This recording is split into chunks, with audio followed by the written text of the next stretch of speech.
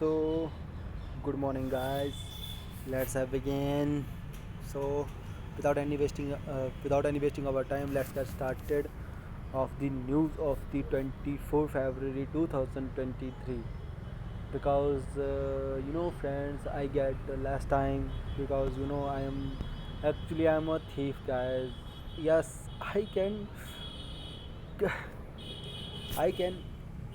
easily talk to you and on the social media, that is YouTube platform.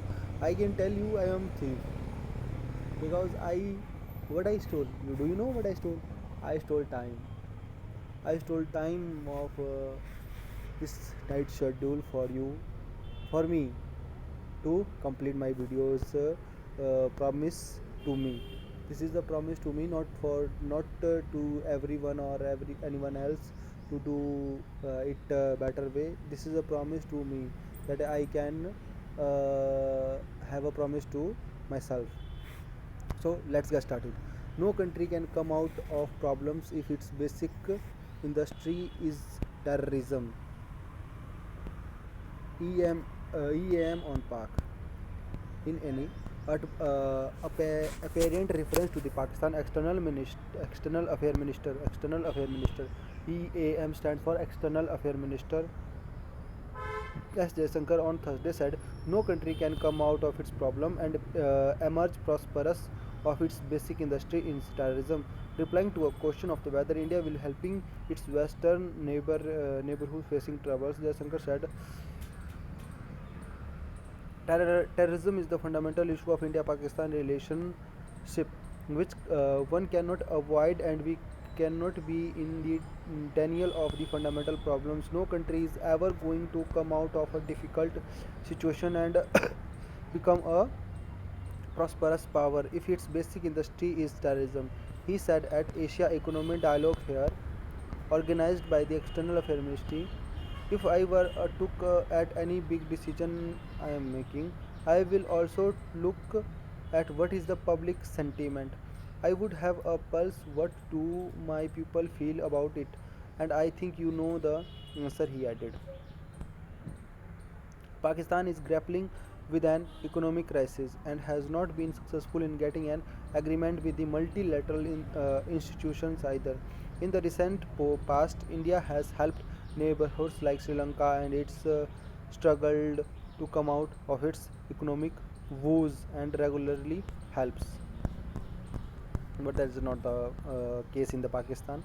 India, I think India will not support Pakistan for its terrorism and for its come out from its economic crisis, because you know the Pakistan's nature. India give hope for future. India gives hope for future. What is Bill Gates says? India gives hope for future and proved that the country could solve the big problems at a country uh, could solve the big problems at once even when the world is facing multiple crises. Microsoft co-founder and Bill Gates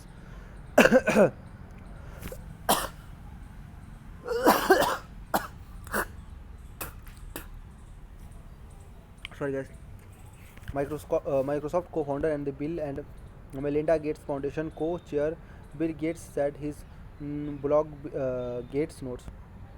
In his blog, Bill Gates said that he believed that with the right innovations and delivery channels, the world is capable of making progress on lots of big problems at once. Even at the time when the world is facing multiple crises, and usually he received the response like there is not enough time or money to solve both at the same time. But India proved all the responses wrong. There is no better proof than the remarkable process that India has accomplished, Gates said in his blog. India as a whole gives a hope for the future. It is about to become the world most populous country, which means you cannot solve which means you cannot solve most problems there without solving them. It can tackle big challenges. The India is in them at a scale, and yet India has proven it can tackle big challenges. The country eradicated polio, lowered HIV transmissions, reduced poverty, cut infant mortality, and increased access of sanitization and financial services. He added Microsoft co-founder also stated that India has developed a world-leading approach to innovation and ensures solutions reach those who need them. When the rotavirus vaccine, which prevents the virus that causes many fatal cases of diarrhea, was too expensive to reach every child, India decided to make the vaccine itself. When the rotavirus vaccine which prevents the virus that comes from many fatal diseases of diarrhea. Okay, okay, this is the second news. The third news was Biden nominates Ajay Bhanga to lead World Bank. This is very important. Biden nominates Ajay Bhanga to lead World Bank. Biden, Joe Biden of the American president nominates Ajay Bhanga to lead the World Bank. Okay, President Joe Biden on the President Joe Biden on the Thursday announced that the U.S. is nominated Ajay Bhanga to lead the World Bank, saying the Indian American business leader is uniquely equipped to lead the global institutions at the critical moment in the history. It confirmed by the World Bank boards of the directors, Banga would be the first ever Indian American and the Sikh American to head either of the two top international financial institutions, International Monetary Funds and the World Bank. Banga 63 currently serves at a currently serves vice chairman at the General Atlantic Atlantic. Previously, he was president and the CEO of Mastercard. Previously, he was the president and he was president. Sorry, previously he was the president and the CEO of the Mastercard, leading the company through a strategic technology and the cultural transformation. He was awarded the Padma Shri in 2016. Ajay is uniquely equipped to lead the World Bank at his critical moment in the history. President Biden said in the statement he has spent more than 3 decades building and managing successful global companies that creates jobs and bring investment to the developing economies and guiding the organizations through the periods of the fundamental change. Biden said Banga has proven tech record of managing people and the systems and the partnering with the global leaders around the world to deliver results, he said. Measures announced in budget to promote jobs and spur economic growth, says Finland. Measure announced in budget to promote the jobs. The measures like increased capex, boosting the green economy, and the initiative for the strengthening financially markets announced the budget 2023 to 24 are expected to be promote job creation and spur economic growth. The finance ministry said on Thursday in the monthly economic review. The ministry said during the December 2022 quarter, various high frequency indicators pointed towards the slowdown in the generation as the monetary tightening appeared to have started weakening global demand. This may continue in 2023. Various agencies have forecast a decline of a global growth. Apart from the alleged impact on the monetary threatening the uncertainties emanating from the lingering pandemic and relentless conflict in the Europe may further dampen global growth. It noted, even as a global output is expected to slow, the IMF and the World Bank projected India to be the fastest growing major economy in 2023.